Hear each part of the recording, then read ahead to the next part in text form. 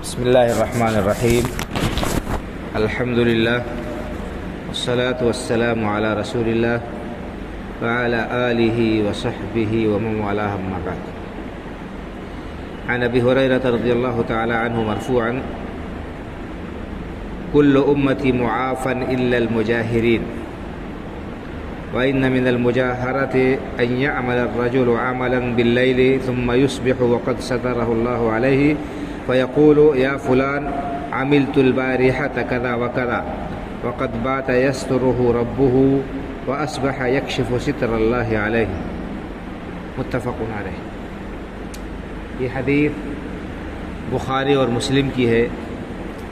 اس میں اللہ کے رسول صلی اللہ علیہ وسلم نے بیان فرمایا ہے کہ میری امت کے سارے لوگ معاف کر دیے جائیں گے یا اللہ رب العالمین ان کی پردہ پوشی کرے گا سوائے ان لوگوں کے جو گناہ کر کے ان کو اس گناہ کو عام کرے اور اس گناہ کا چرچا اور پرچار کرے. گناہ کرنا یہ تو خود ہی جرم ہے کہ انسان اللہ کی نافرمانی کا کام کرے، گناہ کا کام کرے، لیکن اس پر مزید گناہ یہ ہے کہ اس گناہ کو کر کے لوگوں میں اس کا پرچار کرے، لوگوں کے سامنے بیان کرے کہ میں نے ایسا کیا، میں نے ایسا کیا.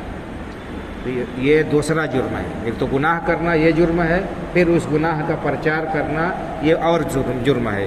تو آپ نے فرمایا کہ میری امت کے سارے لوگ معاف کر دیے جائیں گے یا سب کو اللہ تعالیٰ ان کی پردہ پوشی کرے گا سوائے مجاہرین کے، سوائے ان لوگوں کے جو گناہوں کا اعلان کرے.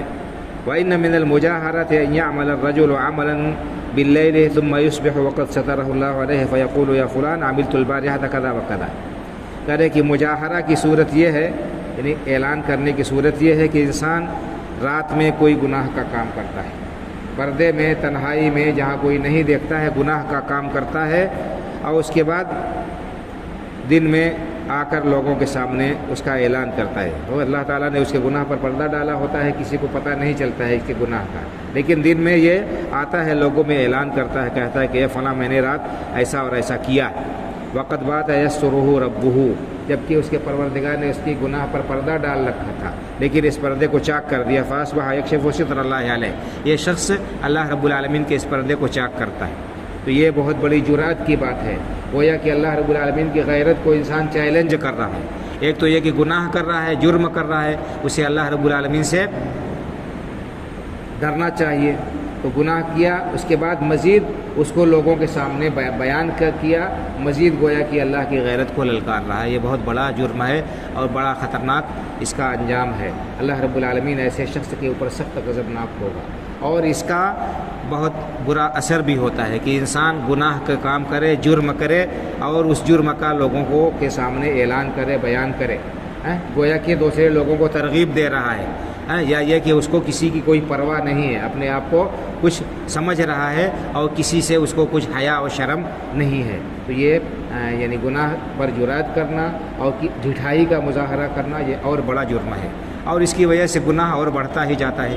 آج آپ دیکھ لیجئے، آج ایک انسان جرم کرتا ہے، اس کی ویڈیوگرافی کرتا ہے، اس کو عام کرتا ہے، سوشل میڈیا پر ڈال دیتا ہے، اس کو دیکھ کر دوسرے مجرموں کا بھی حوصلہ بڑھتا ہے اور وہ بھی جرائم کرتے ہیں. تو یہ بہت خطرناک بات ہے کہ انسان جرم کرے اور اس کو اس کی قباحت کا احساس نہ ہو یا احساس ہو، لیکن پھر بھی وہ اپنے آپ کو خوش سمجھتے ہوئے اس کو عام کرے. تو اس سے انسان کو بچنا چاہیے، احتراز کرنا چاہیے. وہ تمام صورتیں اس میں داخل ہیں. انسان ویڈیوگرافی کر لے یا ریکارڈنگ کر لے، آڈیو ریکارڈ کر لے اور ایک دوسرے کو بھیجے. اس طرح سے بلیک میلنگ بھی لوگ کرتے ہیں. اگر کسی معصوم کو کسی نے اپنے جال میں پھانس لیا اور اس سے غلط کام کرایا یا اس کو غلط طریقے سے استعمال کیا، پھر اس کو بلیک میل کر کے اور اس کا اس طرح سے غلط استعمال اور استحصال ہوتا ہے معصوم کا، تو یہ ساری صورتیں اس میں داخل ہیں. اگر کوئی شخص ایسا کرتا ہے تو بہت بڑا مجرم ہے کہ گناہ کر کے اس گناہ کو عام کرے، لوگوں کے سامنے ظاہر کرے. اس طرح سے معاشرے کے اندر بے حیائی اور برائی اور جرائم بڑھیں گے، پھیلیں گے. اس کا ہم اپنی کھلی آنکھوں سے مظاہرہ کر رہے ہیں کہ کس طرح سے دن بدن جرائم بڑھتے جا رہے ہیں، لوگ ڈھیٹ ہوتے جا رہے ہیں اور طرح طرح کی صورتیں ان جرائم کی روز بروز سامنے آ رہی ہیں. بہرحال انسان کو اللہ رب العالمین سے ڈرنا چاہیے اور احتراز کرنا چاہیے گناہ سے، اور اگر انسان ہونے کے ناطے بشری کمزوری کی وجہ سے کوئی گناہ ہو گیا تو اس پر ندامت کا اظہار کرنا چاہیے، اللہ کی بارگاہ میں توبہ کرنا چاہیے، اس گناہ سے رجوع کرنا چاہیے، نہ یہ کہ اس گناہ کو لوگوں کے سامنے پھیلائے اور پرچار کرے۔ اللہ رب العالمین ہمیں تمام خلاف شریعت باتوں سے اپنی پناہ اور حفاظت میں رکھے اور اسلام پر زندہ رکھے، ایمان پر ہمارا خاتمہ ہو، آمین۔ وآخر دعوانا ان الحمدللہ رب العالمین، وصلی اللہ علی نبینا محمد وعلی آلہ وصحبہ اجمعین۔ السلام علیکم ورحمۃ اللہ۔